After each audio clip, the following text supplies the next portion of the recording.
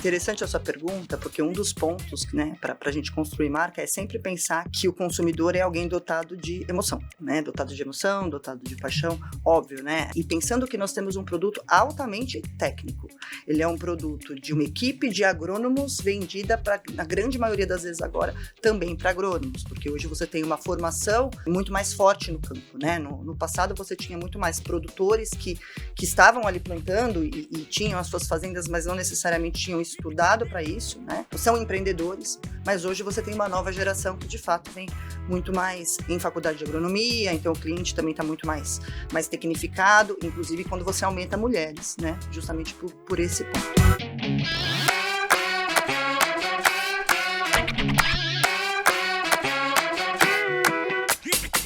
Pessoal, sejam bem-vindos para mais um episódio do Bunchcast. Eu sou o Bruno, estou aqui com meu sócio Rodrigo, André. Hoje a gente está com uma convidada super especial, a gente vai bater um papo e vai ser um episódio incrível. A gente vai falar sobre romper padrões de comunicação, sobre trazer repertório de outros mercados e liderar marketing em um dos segmentos mais fechados e estratégicos do Brasil. A gente está aqui hoje com a Fernanda Blaski, nossa parceira, gerente de comunicação e marketing na UPL, que é uma líder global dentro do agro. Fê, obrigado por ter topado esse convite. Estamos muito felizes por ter você aqui. Eu que agradeço por estar aqui com vocês e vamos conversar bastante aqui. Com certeza. Eu já quero começar te perguntando. A gente sabe que o agro é um dos setores mais relevantes da economia brasileira, mas também é um dos mais conservadores em comunicação, principalmente.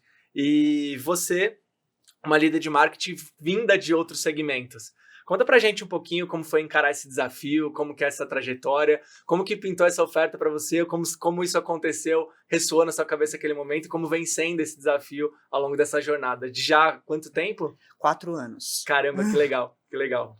Não, bom, Bruno, é uma aventura, né? Para falar a verdade para vocês, o que você falou é verdade, o agro é quase 30% do PIB do país, ao mesmo tempo é praticamente um ilustre desconhecido da grande sociedade ou do grande povo brasileiro, né? Hoje a gente tem em torno de 5 milhões de agricultores, então quer dizer, você tem todo o resto dos brasileiros, óbvio, não necessariamente todo mundo não tem contato, porque o agro passa por muitas cidades fora do eixo Rio-São Paulo, que a gente está acostumado, e as pessoas sim ali naquelas cidades conhecem muito, em muitas cidades que vivem disso, mas a grosso modo ele é um desconhecido e era um desconhecido para mim também.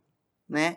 Como você falou, eu vim de outros segmentos, né? Então já passei por químico, já passei por automotivo, já passei por moda, fiz muito tempo de licenciamento, e o agro surgiu na minha vida, na verdade.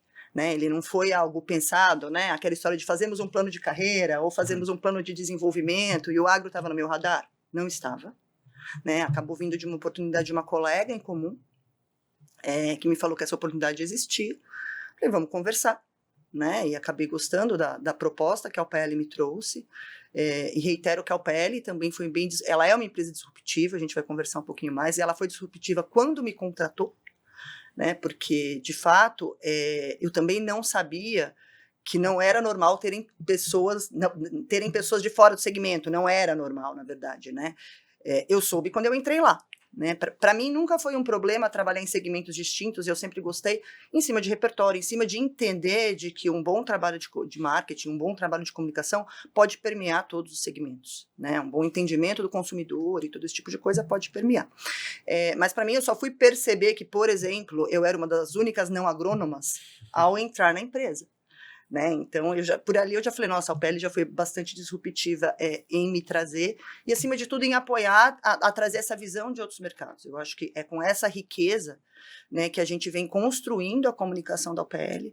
A UPL é uma empresa muito nova no mercado do agro, né? Ela, na verdade, ela está aqui no Brasil desde 2011, então nós estamos falando de 14, vai fazer 15 anos agora.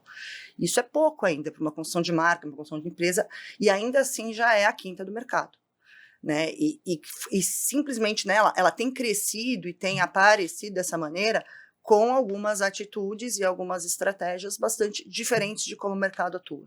Né? E no final das contas, hoje, se a gente fala com o consumidor, né, e falamos, a estratégia de diferenciação ela tem que ser padrão, digamos assim, né, e mostrar o que de único nós temos, eu posso dizer para vocês que a UPL tem essa ousadia, inclusive de ter me trazido para cá. Total. Acho que a gente convive com essa ousadia de vocês, com essa disrupção. A gente estava conversando sobre o nosso projeto anteriormente. Acho que resultados muito legais, muito por olhar para construir de uma maneira diferente. E acho que você falou sobre algo muito interessante que diz muito sobre a profissional que você é, né? Que é entender o marketing como uma disciplina e não exatamente sobre ficar preso em alguns paradigmas, né? Acho que queria que você falasse sobre algumas coisas que você trouxe de diferente até por essa visão e como foi esse processo dentro da UPL. A UPL, naturalmente, é uma empresa super inovadora, vem construindo, né? Acho que isso é a quinta maior empresa do agro no Brasil em tão pouco tempo, né? As empresas que a gente está competindo são empresas que estão aqui numa jornada muito maior que a nossa, né? Sim. Então, conta pra gente um pouquinho do como foi as principais coisas que você pôde trazer para o time, tanto de processo quanto de ideia. Acho que você já chegou fazendo um projeto super inovador, que foi a Copa do Mundo, né? Então, queria que você falasse um pouquinho sobre isso para a audiência. Interessante a sua pergunta, porque um dos pontos, né, para a gente construir marca é sempre pensar que o consumidor é alguém dotado de emoção. Né, dotado de emoção, dotado de paixão, óbvio, né? E pensando que nós temos um produto altamente técnico. Ele é um produto de uma equipe de agrônomos vendida, na grande maioria das vezes agora, também para agrônomos, porque hoje você tem uma formação muito mais forte no campo, né? No passado você tinha muito mais produtores que estavam ali plantando e tinham as suas fazendas, mas não necessariamente tinham estudado para isso, né?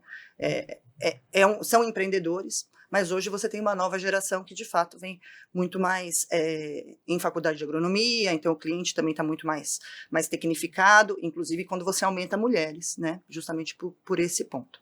Mas, para além de um produto técnico, eu falei, tem um ser humano com emoção, que eu descobri no agro é justamente isso, quer dizer, tem algumas tradições muito fortes, a familiar é uma delas, né? Então, essa união é muito forte, inclusive do negócio que passa de um para outro, e não tem como a emoção não permear quando você tem toda uma família envolvida num negócio, que é o que acontece com com bastante frequência. E tem paixões, tem gostos, tem todo esse tipo de coisa. Tanto que, na minha entrevista, inclusive, com o CEO da companhia, ele me perguntou o que eu achava do Rally dos Sertões.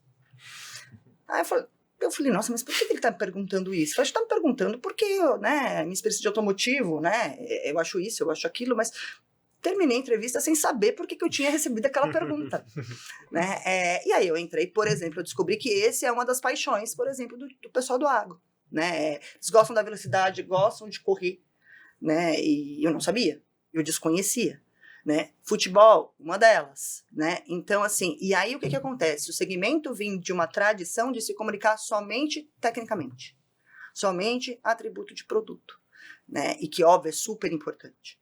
Mas, de qualquer maneira, a gente tem pesquisas feitas né, ali pela gente, ou mesmo pelo mercado, que como o nosso segmento ele é um segmento muito regulado, né? Então, quer dizer, um produto passa por anos de aprovação. Então, diferente de outros segmentos, não tem produto que você fale que é ruim.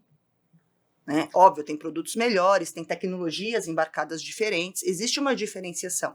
Mas você nunca vai poder ir por uma superioridade de um produto específico. Né? Então, e o segmento entende isso.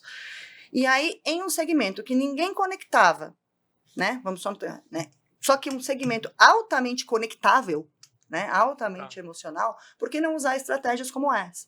E, de fato, isso foram coisas e experiências que eu trouxe de outros mercados. Né? Como eu falei, por exemplo, eu trabalhei com licenciamento. Licenciamento é você ser tão fã de uma marca a ponto de pagar por ela para andar estampado. Né? Andar estampado numa camiseta, ou andar com esse tipo de coisa, né? E, na verdade, acontece com frequência. Então, assim, e aí, quer dizer, eu aprendi muito a força do emocional e a força do emocional para construir marca. E foi isso que eu trouxe para o PL e para o agro, das minhas experiências anteriores. Legal. Boa. Ô Fê, aproveitar que a gente está falando sobre os desafios da comunicação no agro, queria aproveitar esse gancho, você já trouxe um pouco, né, que é um segmento que fala de forma muito técnica, né? Exato. Eu ia te perguntar se tem espaço para falar, construir marca, trazendo essa conexão emocional com o público. Eu sei que tem, como você já falou, mas que tipo de espaço você ainda enxerga, que oportunidade que você enxerga para inovar ainda, para construir marca e gerar mais conexão emocional com essas pessoas? Que é isso, tem que ter essa tecnicidade, né? Porque os produtos têm muito disso, mas como que eu trabalho esse lado mais emocional para construir marca? É a velha e boa cebola. por camadas. Porque, na verdade, assim, de qualquer maneira, a gente não pode deixar de entender que, de fato, temos um público técnico ali atrás. Então, eu tenho que, de qualquer maneira, ter o discurso técnico e, acima de tudo, o trabalho que a gente está fazendo com vocês, de construir autoridade. E a autoridade não é uma autoridade pretensiosa, assim, a gente, né, é uma autoridade lado a lado. Né? Quer dizer, eu respeito o conhecimento do campo, aliás, eu uso muito o conhecimento do campo, ainda que nós estamos no mercado agro de fato, e temos, por exemplo, uma fazenda em Primavera do Leste, eu voltei de lá na semana passada, mas ainda estamos dentro de uma empresa, de uma companhia. Não estamos ainda, por exemplo, né, com a chuva ou a falta dela o tempo inteiro na nossa cabeça, apesar de que afeta bastante os nossos negócios, mas o produtor está. Então, primeira coisa, criar esta conexão de o ser empático mesmo, né? É o ser empático, entender que existem dores e que existem amores ali no campo, né? E eu tenho que começar fazendo isso de uma maneira técnica. Eu tenho que começar fazendo essa aproximação de uma maneira técnica porque é a prestação de serviço que eu posso entregar, né? A partir dali, a partir do momento que a gente está próximo, você consegue construir a conexão. E aí a conversa que a gente tem algumas vezes, né? O agro, ele é muito presencial. O campo, ele acontece no campo, né? A gente estava discutindo... sujar as botas mesmo, né? Sujar a bota, olhar para um pé de soja, né? Olhar todo esse tipo de coisa. Não tem como você fugir disso. Para mim foi uma dificuldade, porque eu sou muito de presença e de entender. Para mim, eu só faço marketing e comunicação se eu, de fato, entendo o consumidor, assim, converso, perto. E em outros segmentos era muito mais fácil. Então, eu já fui balconista de loja por um dia, né? Todo esse tipo de coisa. Já atendi call center, balconista de loja de peça. Eu fiquei lá vendendo peça, né? Me colocava como outra pessoa. Agora é um pouco mais difícil por causa da distância, né? Então você tem que pegar, né? As distâncias são muito, muito difíceis, então você leva um dia inteiro para chegar determinado em um único lugar. Então você não consegue ter essa pluralidade, às vezes, no mesmo dia, né? Numa mesma visita, para a gente ter essa ideia, mas permanecemos tendo. Mas assim, abrir essa história de abrir a conexão, entender o que acontece no campo. É sobre entender o que acontece no campo. Então, por exemplo, o que eu falei, eu passei ano passado o dia com uma família inteira. Né? Então, quer dizer, né? E aí com filha grávida, né? Assim, esse ambiente que eu te falei da história que você percebe, o ambiente familiar, e isso sim você trazer para dentro, né? Para poder trazer como elemento de comunicação, porque aí sim você cria conexão. Eu acho que assim, e assim, é impressionante como no final das contas, como as marcas não haviam percebido esse tipo de coisa, porque a conexão existe entre família, a conexão existe entre vizinhos. Vizinhos, a gente conversou sobre isso, super. Né? O boca a boca, o velho e bom boca a boca, funciona muito no agronegócio. Muito no agronegócio. Né? E acima de tudo, é um boca a boca real, porque o que acontece? Uma lavoura é uma indústria. É uma indústria. Né? Então, assim, é uma indústria a céu aberto. Então, você não pode, ou deve minimizar, pelo menos, todo e qualquer erro, porque é sobre produtividade, é sobre venda, é sobre todo esse tipo de coisa. Então, diferente de um produto de consumo, eu não posso falar para você ou para você, eu gostei da blusa vermelha, que tal? Né? Se você comprar uma blusa vermelha e não gostava, não gostei. Né? Não é o caso aqui do boca a boca. Então, esse boca a boca é muito sério. Né, justamente pela relevância desse tipo de coisa. E se as marcas não estão nesse espaço, só que assim, ela tem que estar nesse espaço, não como marca querendo impor, né, não como, né, como alguma coisa que eu falei um pouco mais acima, mas sobre mais um elo da conversa. Total. Sobre mais um elo da conversa. E as marcas que conseguem ser elos da conversa de uma maneira natural, criando a conexão, são mais sucedidas nessa construção. Perfeito. Legal. Acho que tem um ponto aqui, né, que a gente está falando que é pessoas, e a gente, pensando em agro, muitas das nossas conversas passam por esse ponto, né, Fê, sobre temos regiões completamente diferentes, com contextos diferentes, temos culturas também, plantios completamente diferentes que levam as conversas para caminhos diferentes. Como tem sido para você? Você já veio de experiência de marcas com presença global, né? Mas o agro, até por essa característica presencial, essa característica de conexão, ela leva isso para um outro patamar, com certeza, de desafio. Como tem sido navegar nesses Brasis e fazer uma comunicação pertinente, entendendo que definitivamente não é one size fits all? Não, e é legal porque eu trazendo um exemplo até do meu começo. Logo que eu comecei, a gente tem muitas feiras, que inclusive elas acontecem agora, porque é a época da colheita da soja. E eu entrei em janeiro, em fevereiro já tinha feira. E aí eu fui para a Feira do Sul, que acontece em março. E aí tava naquela história de produzir conteúdo, o pastor falou, Fernanda, só coloca gaúcho, tá? Falou assim, se você fizer qualquer conteúdo que a pessoa aqui não tiver sotaque, não vai engajar, não vai etc e tal. E assim, para mim, era muito sobre o conhecimento, mas para você ver assim, a gente tem o sotaque, né? A pessoa realmente se identificar com ela mesma. E no caso do Rio Grande do Sul é peculiar, porque de fato você tem gaúcho no Brasil inteiro no agro. Eles de fato, né, desbravaram e você vai subindo, você vê isso. Então tem uma identidade muito forte. Tanto que, quando teve a tragédia ali do Rio Grande do Sul, que teve a chuva, né, que a gente fez a campanha de arrecadação, a gente teve arrecadação no Brasil inteiro. Engajamento no Brasil inteiro. Né? Então, de fato, você tem que entender essas peculiaridades.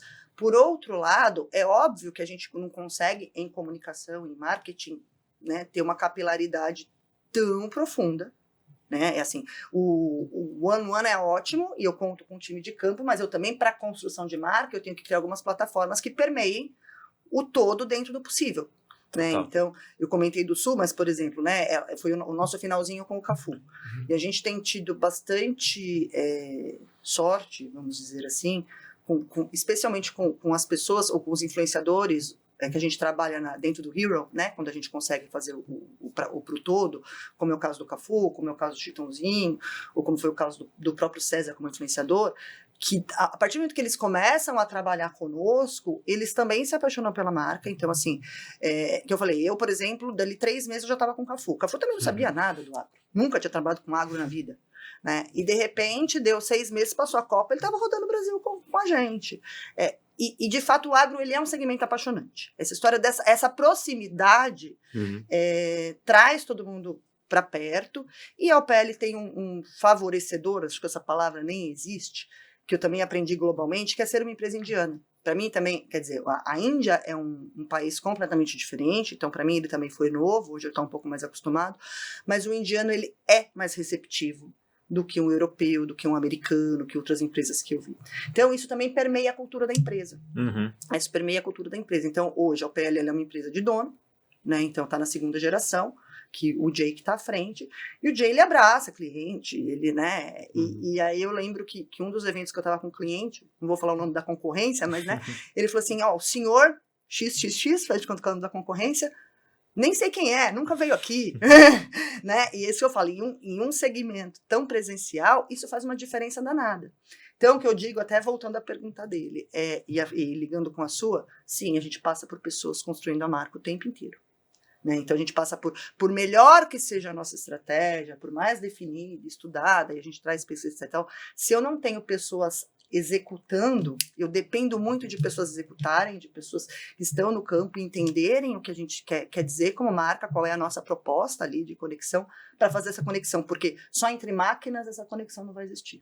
Total. Acho que eu sempre tenho muito forte que a gente faz coisas legais, né, e os parceiros, né, vocês fazem coisas legais muito pela coragem. Eu queria que você falasse, vocês têm um projeto que eu acho que ele permeia muito dessa estratégia de construção de marca, né, a gente está num Brasil gigantesco, que, poxa, para chegar num lugar vai levar um dia inteiro, e 1 ano e meio atrás, vocês começaram um projeto sobre empoderar os próprios personagens da OPL para essa produção de conteúdo. E hoje, quando a gente olha o volume de conteúdo que é produzido, né, a gente, poxa, tem uma produção de conteúdo muito interessante, com engajamento altíssimo dentro da página da OPL, muito por conta disso. Eu queria que você falasse um pouco sobre esse projeto, né, que você estava falando, poxa, as pessoas, quando começaram 1 ano atrás, eram mais tímidas, hoje já tem gente que, poxa, fala super bem, tem outros que ainda estão evoluindo, mas a gente aposta, a gente vai, edita o conteúdo, quando não segura na voz, a gente traz um repórter. Queria que você falasse um pouco por isso, porque tem muita marca que fica estacionada, com medo desse Brasil gigantesco e não entra no campo para produzir em todas as regiões. E vocês toparam fazer isso e trazem um resultado gigante por isso. Acho que falar um pouquinho sobre esse projeto para mim é muito interessante. Nós temos o projeto chama Embaixadores do Campo, né? Então, assim, de fato, a gente tem os nossos embaixadores no campo, né? Parte por isso mesmo, eu tenho que refletir as realidades do Brasil. Então, assim, eu não posso sair com uma comunicação falando sobre chuva, e em tal lugar está seco, eu falo sobre o seco, tal lugar está chovendo, né? Isso para dizer outras coisas. Então, assim, pragas e doenças acabam sendo diferentes, então eu preciso dessa visão Brasil, né? Então, e nada melhor do que as pessoas que estão ali para nos dizer, porque mais do que pedir para que eles produzam, eles colaboram com a gente. A UPL é uma empresa de fato muito colaborativa. Tá, com terceiros, com pesquisadores, com os próprios clientes e com o nosso time. Então, quer dizer, um funcionário hoje me dá input de conteúdo. Total. Então, por exemplo, eu tive um conteúdo que performou super bem no momento que estava pegando fogo, né? Vocês viram os fogos nas matas e tal. A pauta nem era aquela. Aí, quando a gente foi discutir, ele falou, e a gente sempre falava, o que está se falando aí? Esperando que vai falar de uma doença, de uma praga. Nossa, aqui só se fala do fogo. Nossa, está pegando fogo em tudo. Que triste, né, tal. Temos alguma solução para o fogo? Temos, né? Não é uma solução, mas, né, que poderia mitigar os efeitos de todas essas queimadas, porque a queimada está queimando a lavoura. Sim. Né? E o conteúdo foi lá em cima, porque foi aquela história de timing. E aí é uma coisa que eu não pego necessariamente num social listening, entendeu? Né? Porque você até pode pegar que, por exemplo, estão conversando que realmente a gente está tendo muito incêndio ao longo do país, mas para você trazer isso para o agro, eu preciso de alguém com o olhar. Total. Como é o olhar do nosso time, né? Então, assim, esse projeto também vai bem porque a gente os ouve bastante, né? E assim, e o começo foi muito engraçado, né? Porque assim, será que é um projeto do RH? Né? Mas espera aí, Fernanda, eu vou ser avaliado se eu fizer ou não conteúdo? Então, um dos desafios foi a gente criar esse ambiente de segurança. Tanto que quando a gente capacitou olha, não estamos treinando ninguém para ser blogueiro, a palavra apante adiante, né? Nem se fala mais, né? Ou para ser influencer, apesar de que a gente já trabalhou com a gente e saiu da empresa e está agindo como influencer, né? E a gente tem influencers do agro que a gente já sabe de histórico que era porque estavam fazendo conteúdo de outra empresa, entenderam isso como uma profissão e está tudo certo. Claro. Né? Mas no nosso caso, não estamos julgando vocês por isso, vocês não estão sendo avaliados por isso. Mas sim, queremos ter o conteúdo proprietário, né, e regional e com a linguagem de vocês. E à medida que a gente foi avançando, para além dos resultados excelentes que a gente tem em rede social, exposição e construção, começou a vir resultados comerciais também. Porque o que acontece? Esse time é o time de vendas. Então, e a gente fala muito sobre abrir porteira. Então, muito cliente que se interessou naquele conteúdo da pessoa, chamou para conversar. E cria autoridade para o próprio vendedor também, né? Exato. Que é importante na hora de venda do produto, né? Então, hoje eu já tenho um embaixador do campo falando, eu estou fazendo conteúdo para o cliente. Porque ele me pediu para fazer conteúdo do nosso produto. Então, já está perpassando o que a gente está fazendo. Porque é justamente isso. Entender um conteúdo relevante, entender o que a pessoa sabia. É isso que eu falo sobre ter o conteúdo técnico. Eu preciso de um nível de conhecimento profundo. Uhum. E aí esse nível de conhecimento profundo, de fato, por muitas vezes eu tenho muito mais no meu time do que se eu for contratar um influenciador externo. Total. Né, que não tenha dia a dia. Então, eu conto com esse conhecimento, com esse treinamento que eles têm, quer dizer, eles foram treinados e permanecem sendo para ser, né, influenciadores ou gerar vídeos, mas acima de tudo são treinados, né, pela gente na parte de conteúdo técnico e passa valor. E acima de tudo, né, você entende que aquilo é um conteúdo de valor, verdade, né? Exato, é proprietário, é de valor e é um conteúdo que gera negócio. E acho que é entendendo esse equilíbrio, né, até na squad que a gente tem juntos, né, a nossa redatora é agrônoma. Sim. E acho que isso facilita muito uns problemas que você fala pra gente, falar, poxa, vinham os textos tudo errado, que não entende de agro, e a gente entendeu, e a gente testou alguns formatos, né, pensou em testar, será que a pessoa de conteúdo também tem que ser agrônoma? Aí a gente encontrou um equilíbrio, onde a gente tem a criatividade, que é um pouco até da sua se espelhando até em você. Sim. Acho que a criatividade de outros segmentos, de outras coisas, mas o conhecimento técnico que precisa ter, porque senão também fica algo vazio e agro não se constrói só com trend, com meme. Sim. Esse tipo de coisa não cola muito com o que a gente precisa fazer como marca, porque o nosso produto pede isso. Então acho que essa visão de equilíbrio é interessante também em tudo que a gente vai fazendo juntos. Sabe o que eu queria te perguntar? Que isso sempre é pauta, né, principalmente em começos de relação, mas o agro ele tem uma especificidade que é os códigos ali do segmento, né? E a gente fala muito sobre, vamos tentar fugir um pouco desses códigos, mas na prática as pessoas querem um código diferente ali, sei lá, uma abordagem diferente, uma estética diferente, ou eles querem conteúdo de qualidade como a gente, né, como a gente tem feito. Porque vira e mexe a gente tem essas discussões, assim, sabe? De tentar ser disruptivo também, seja lá visualmente ou na forma como a gente, né, traz num copy. Como você enxerga isso, assim? Você sente essa necessidade de, cara, a gente tem que fazer algo completamente diferente pra gente se diferenciar? Ou não, a gente pode seguir nessa mesma atuada ali, nessa mesma proposta, só que trazendo a diferenciação no conteúdo, na qualidade das pessoas que têm reputação ali pra falar, né, que tem autoridade pra falar. Como que você enxerga isso, assim? Porque eu acho que isso já foi muita discussão no começo, sabe? Eu até lembro num começo que quando a gente trouxe uma proposta completamente diferente, com cores diferentes e tal. Como que você enxerga isso? Eu acho assim, né? Primeiro que nós temos, felizmente, uma marca laranja. Eu tive que criar algumas barreiras com o meu próprio time com essa marca. Eu adoro a cor, independente de... Mas, assim, já é uma cor diferente, já é uma cor que destaca, né? Uhum. A gente estava discutindo aqui antes de começar, eu estava conversando com vocês um pouco de prateleira, né? E desse tipo de coisa. Assim, eu tinha muito forte de outros segmentos o saltar na prateleira. E eu falo, tá, mas o laranja salta, independente, né? Eu não tenho prateleira, porque meu produto não permite, mas ele salta numa comunicação, perto de um mar de verde e azul. Total. Né? Só para Verdade. falar isso já é uma coisa bacana. Óbvio, assim, economia de atenção existe para todo mundo, tá? O meu público, né, o produtor, ele permanece sendo um consumidor de tudo, um consumidor de carro, um consumidor de roupa, né? Então, quer dizer, óbvio, como todos nós, a gente é abordado por tudo o tempo inteiro, Bombardeado. especialmente com um celular na mão. Né? Então isso acontece. Então, de fato, ainda que eu tenha um assunto diferente, eu tenho que chamar a atenção. Né?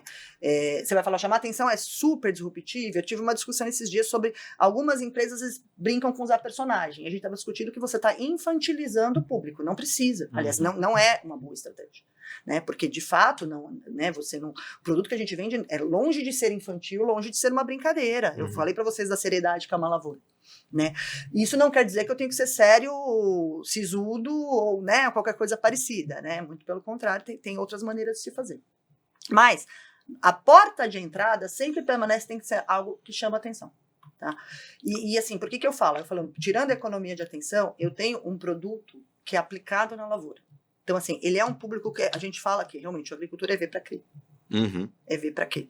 Tem sempre uma parte ali de resultado, uma parte, né? Agora mesmo a gente está passando por uns eventos que a gente está fazendo pelo Brasil inteiro, que é o que a gente chama de lado a lado, é uma aplicação de produto nosso, uma aplicação de produto da concorrência, né? A gente tem umas estratégias de como você, né, trata o inseto ou não trata não, né, não é bem tratar, mas como você, né, a gente está mostrando algumas coisas. Nesse caso, por exemplo, a gente já está fazendo diferente, a gente está levando o nosso time de pesquisa, nós estamos levando o nosso time de laboratório para mostrar como se faz lá no campo, que isso eles acabam não tendo acesso. Né, a gente tem levado algumas experiências ali para colocar. Então, tem uma parte visual, sim. Mas digamos que seria a parte de abertura. Só isso se sustenta? Não. É a porta de entrada, como eu disse para vocês. Independente de, por exemplo, um RTV, né, que é o nosso time de venda, ele gerou um conteúdo bacana, né, foi muito importante para o cliente ver aquele conteúdo e falar, eu conheço aquela pessoa ali. Então, ele olhou de qualquer maneira para aquela pessoa, essa pessoa da minha região. Essa pessoa realmente, por exemplo, está no Paraná. Então, quer dizer, eu consigo acessá-la de alguma maneira. Uhum. Então, é um compilado. Mas de falar assim, a ideia, a Big Idea, né? Vamos dizer, das Big Ideas, das agências que podem funcionar, a Copa foi uma delas, é sempre necessária a Big Idea? Não. Né? Não. E eu acho que hoje as Big Ideas se perdem um pouco mais também, não só no nosso mercado, mas em todas elas. Eu acho que assim, passei por anos, eu tenho alguns aninhos de carreira aí, que realmente vamos achar a Big Idea porque vai estourar.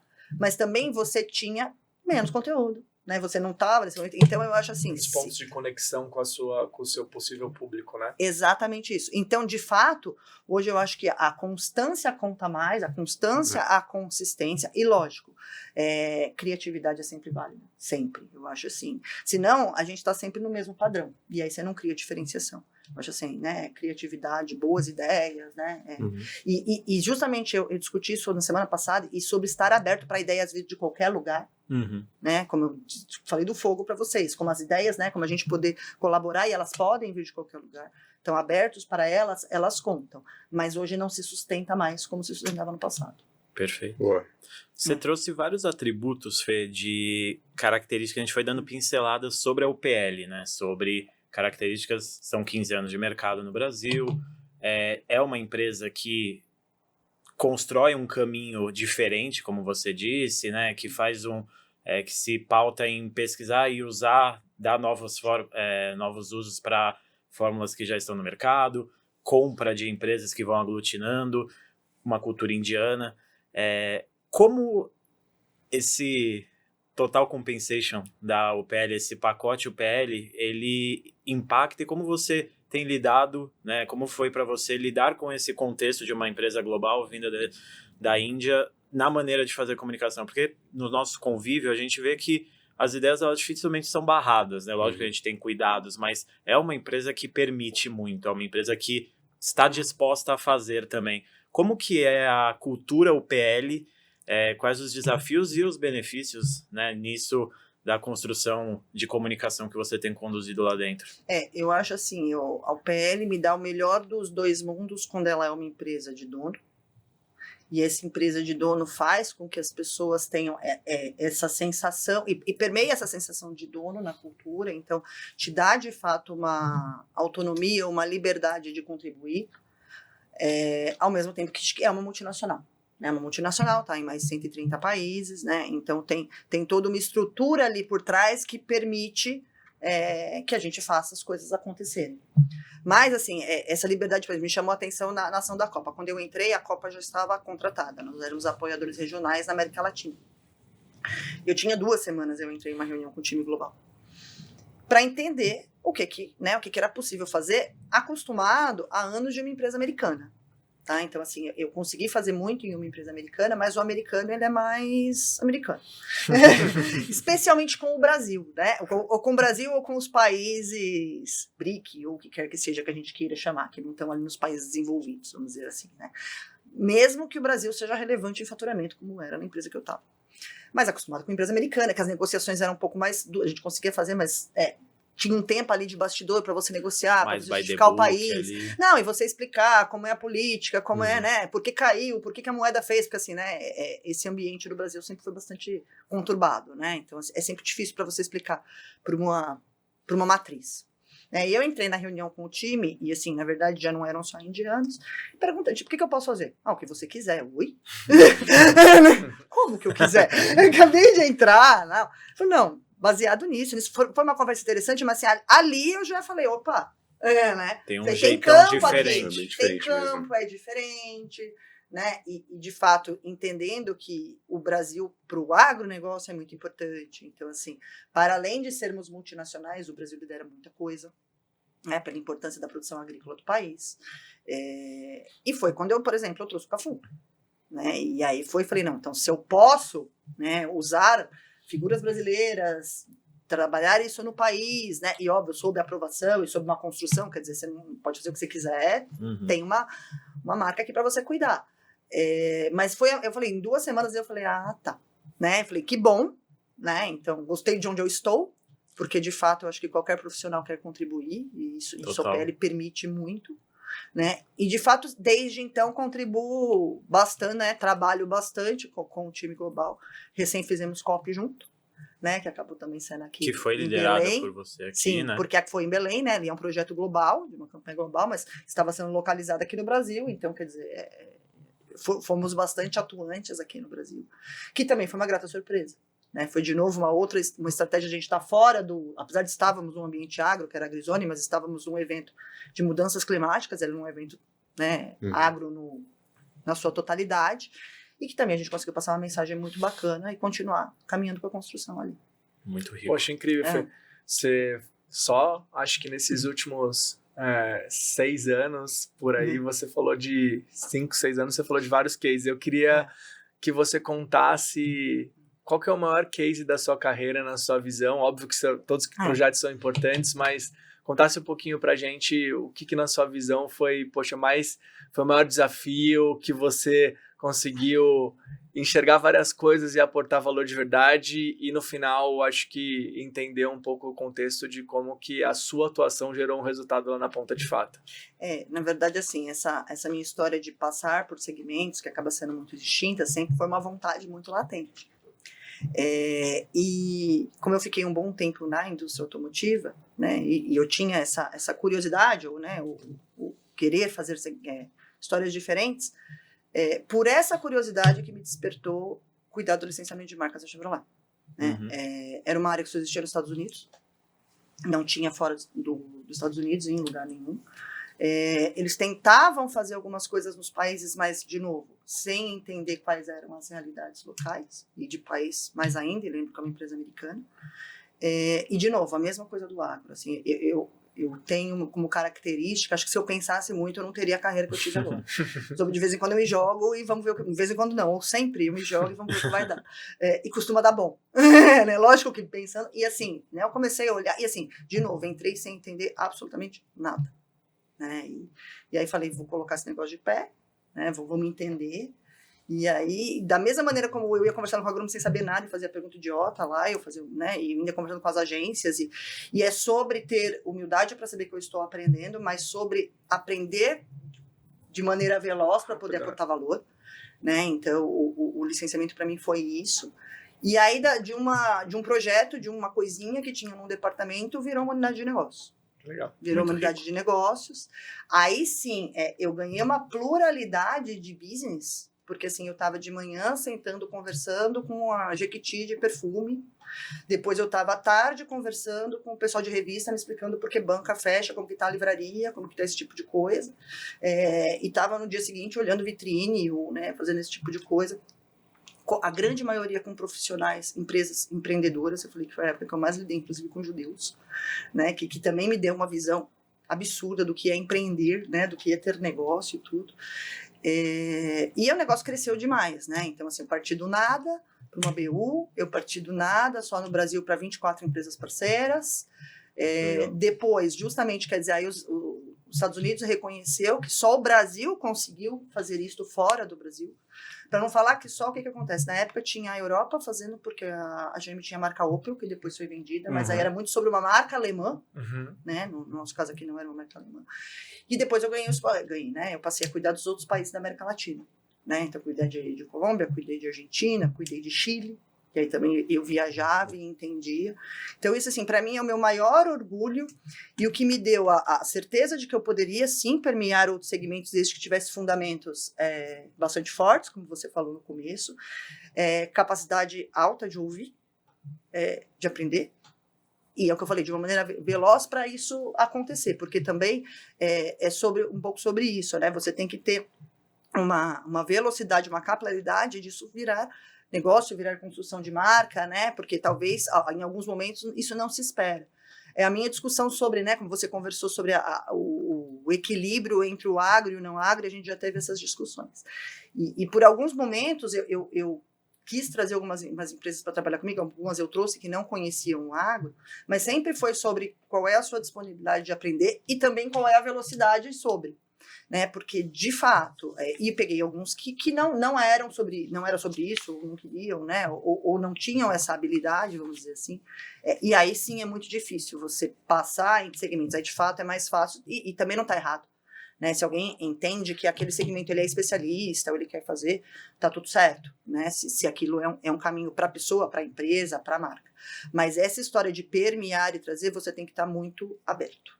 Eu acho que é isso que eu tive, e assim, e a minha abertura tem me trazido momentos felizes, e de fato o licenciamento para mim foram 10 anos aí, dali que eu fui para moda, né, e no final das contas, entre mudar de segmento, foi onde eu mudei de fato, né, e passei a conversar com estilistas, com todo esse tipo de coisa, por causa dessa pluralidade que eu adquiri nesse ponto da minha carreira. Acho que tem algo que, poxa, eu admiro demais, que é essa velocidade e a vontade de aprender até de coisas mais técnicas. Acho que, de curiosidade, outro dia a gente estava no evento do Buzz Monitor, eu virei para trás, a Fê estava ali sentada, aprendendo sobre a ferramenta. Um negócio que, sendo sincero, talvez você não precisasse na cadeira que você está, mas com certeza esse conhecimento que você vai absorvendo te ajuda nas discussões com a gente, internamente, por aí vai. Mas poxa, acho que é uma vontade de entender para poder juntar uma coisa com a outra, e acho que é isso que eu admiro bastante. Acho que como você vai juntando as pontas dentro de tudo que você está fazendo para fazer esse todo, né?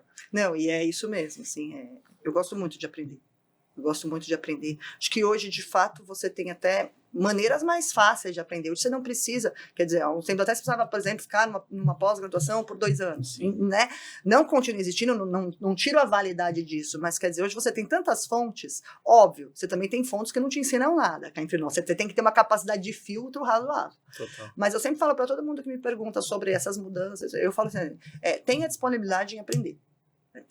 Tem abertura para isso, né? Eu acho assim, entendo a abertura, é um passo gigantesco, né? Você tem que querer fazer. Óbvio, você conta com a paciência de quem está te ensinando, muitas vezes não sabendo o que está ensinando, né? E é o que eu falei, mas ao mesmo tempo é sobre isso.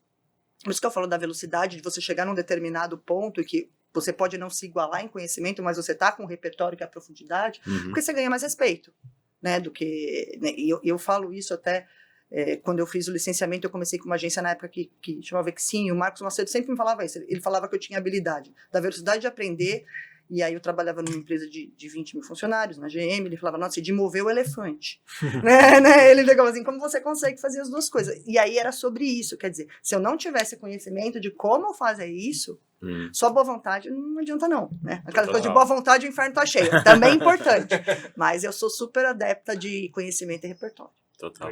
Esse aqui é o repertório, que é algo que a gente fala bastante, porque trazendo para nossa realidade, ele é muito importante, né? A gente até brinca que a gente é um pouco especialista de tudo, um pouco de agro, um pouco de fashion, um pouco de, sei lá, de varejo, o que seja. Então é muito importante ter esse entendimento. A gente tá caminhando pro final, né, do papo, que tá sendo super legal. Pô, o assunto é muito bom, né, cara? É muito bom falar de agro. A gente aqui na Band, né, a gente já tá há mais de um ano nessa parceria e a gente tem uma postura muito colaborativa aqui, que a gente fala muito de a gente entender o negócio do cliente ali, pra gente conseguir trazer resultados reais de negócio. Mas na tua visão, assim, a gente queria ouvir um pouco o que você valoriza num parceiro de marketing que é crucial ali pra relação dar certo. Eu queria que você falasse um pouco também sobre isso pra gente. Da mesma maneira como eu falei o quanto eu de conhecimento e de repertório eu valorizo isso no parceiro, né? Então eu falei, alguns parceiros acabaram não ficando conosco por eu sentir que não se dispôs a criar este repertório, e de fato porque assim, e é uma discussão eterna, tá? Sobre agências que trabalham com agro e agências que não trabalham com, né, ou não trabalham com agro. E sempre eu vou dizer, não, se não trabalhar com agro não dá. E assim, eu rodo pelo Brasil. Existe uma série de pequenas agências nas cidades, porque tem toda uma rede de agro ali, tem a rede de revenda, né? E que, de fato, eles têm que ser atendidos ali pela região, porque é uma coisa muito mais fácil, né? E eles criam conhecimento no negócio. Isso acaba sendo super... E o pessoal sempre fala, não, mas, por exemplo, a história do agrônomo, né? E assim, eu canso de falar para as pessoas, eu falo, gente, mas eu não sou agrônomo, eu aprendi, né? Assim, até para virar e falar, gente, mas, né? Lógico que nunca no nível de um agrônomo, eu nunca vou ter uma faculdade e não pretendo fazer agronomia dentro desse meu plano. Só né? falta velho. Não faz parte dos meus planos. Mas assim, é uma agência que mergulhe no negócio. Eu acho que é isso que também mudou. Existe sempre um negócio por trás. Né? Assim, quando a gente faz, e mesmo o valuation de marca, que é super importante criar uma negociação, existe um negócio por trás. Toda e qualquer empresa, se não vender, ela não se sustenta, exceto que seja uma ONG. Né? Mas que não é o caso aqui. Então, eu valorizo parceiros que estejam entendendo do negócio, que estejam, né, dispostos aí, né? Vamos dar um exemplo nosso agora. A gente está com uma pessoa da equipe da Band lá em feira agora, né? E eu falei para vocês, eu sempre falava, falei, gente, não é pela contratação, né? Eu sempre dizia, não é por uma diária, é por ir lá sentir. A vivência, né? Eu falei, eu tenho certeza, eu falei para você, eu tenho certeza que semana que vem essa pessoa volta com outra visão. Com certeza. Com outra visão. Total. Então, assim, a disponibilidade do parceiro de entender o negócio, de viver do nosso lado. E de entender, porque assim, ao mesmo tempo que eu tenho produtor com dores, eu sou uma pessoa com dores, né? A gente tem uma equipe com dores, e que a gente conta com parceiros, porque assim, aí dando a minha opinião pessoal, tá? Sempre me perguntam, a gente estava conversando um pouco do que é agência versus in-house, esse tipo de coisa é uma pergunta que vem com uma certa frequência. Né? Eu não gosto da proposta de in-house. Eu mostrei para vocês, falei que eu já trabalhei no passado com proposta de in-house, eu entendo quando ela é necessária, e passa muitas vezes por custo, pelo número de produção, por uma série de coisas, mas eu ainda acho que você perde essa pluralidade de conhecimento. Com Né? certeza. Eu acho assim, e o que eu gosto de ter agências, e acima de tudo, e a minha defesa não é sempre que eu quero uma agência full do agro, porque eu acho que trabalhando essa pluralidade de conhecimentos, de repertório, né, que eu mesma consegui adquirir, que eu sei que eu tenho parceiros como vocês que também podem adquirir, eu acho que a gente consegue fazer uma comunicação muito mais robusta. E cai naquela pergunta que você falou da criatividade do começo. Lembra que você falou, é importante? Você falou, não, acho que não. Falei, só não depende só disso. A gente tem que ter um todo. Mas permanece sendo. E eu acho que essa visão Mas, ao mesmo tempo, é isso. Também não adianta o agro fala muito, tal agência está na Faria Lima. A Faria Lima virou uma entidade, né? Ficou de boa, né? Assim, tudo bem que a Faria Lima tá cheio mesmo, a gente sabe que tem trânsito, mas não tá todo mundo na Faria Lima, mas vamos lá, virou uma entidade, né? Quem virou a Faria Lima e tal. Falei, e aí, de fato, também eu concordo que, assim, uma nascida em São Caetano, muito próximo aqui de São Paulo, sei que estar no campo é diferente, né? Então, é por isso que eu falo que, assim, tem que ter um entendimento, uma visão, assim, muito mais que o 360, quase. Ela dá umas 720, umas 3 voltas, sabe? E isso que acaba sendo extremamente importante, e por isso que eu falo, que eu valorizo num parceiro que trabalha conosco. Mas, assim, para mim, é fundamental ter agências, ter parceiros. Para além do que a gente consegue ver também. Total. É ampliação de repertório no final. Sim. E essa troca, né? Acho que, e do nosso lado, a gente olha muito para cada cliente, ele pede, e a gente só vai ser um parceiro se a gente entender que a gente também não vai oferecer o mesmo serviço, né? Então, a construção que você também tem possibilitado, porque foi a sua vivência na UPL, foi um pouco da nossa porta de entrada. Olha, existe um repertório para a gente construir, existe uma vivência para ser construída aqui, e vamos montar um time que enderece isso. Acho que essa capacidade para a gente também de receber oportunidades que permitem a gente se reinventar, a gente se reorganizar também é muito gratificante. Assim, acho que é uma coisa que leva a gente adiante também. Isso é muito rico. Eu queria te perguntar agora, para além do trabalho, mas na disciplina, o que tem chamado sua atenção no marketing? Qual que é uma tendência? O que você falou, não vou estudar agronomia, mas o que você está planejando estudar, que eu sei que você não vai parar quieta de aprender? O que tem chamado sua atenção hoje dentro do que você entende de tendência, que pode ajudar no resultado? Enfim, o que tem despertado sua curiosidade? O que, na verdade, a gente tem entrado bastante é na parte de analítica de dados. Né? Porque, é o que eu falei, ainda mais o segmento do agro, em que carecia desse tipo de informação, porque era muito pulverizado, né? Hoje você tem uma realidade bastante diferente. Né? Por outro lado, lembra quando você começou falando do público tradicional? E pensa que é um setor que não tem e-commerce, por exemplo, o produto não pode, ele ainda é desconfiado em dar um número grande de informações, canal, todo esse tipo de coisa. Mas os dados estão mais fáceis. Então, se você me perguntar onde eu estou indo, onde eu estou até dirigindo o meu time, e que também é um novo profissional da disciplina, porque, quer dizer, antes uma faculdade de publicidade e propaganda, raiz, era muito sobre a criatividade, sobre a ideia, sobre esse tipo de coisa. Hoje, você ter a ideia e não entregar para o público certo e não converter, não vale nada, só o velho bom para ganhar prêmio, né? Que também ajuda e também é interessante.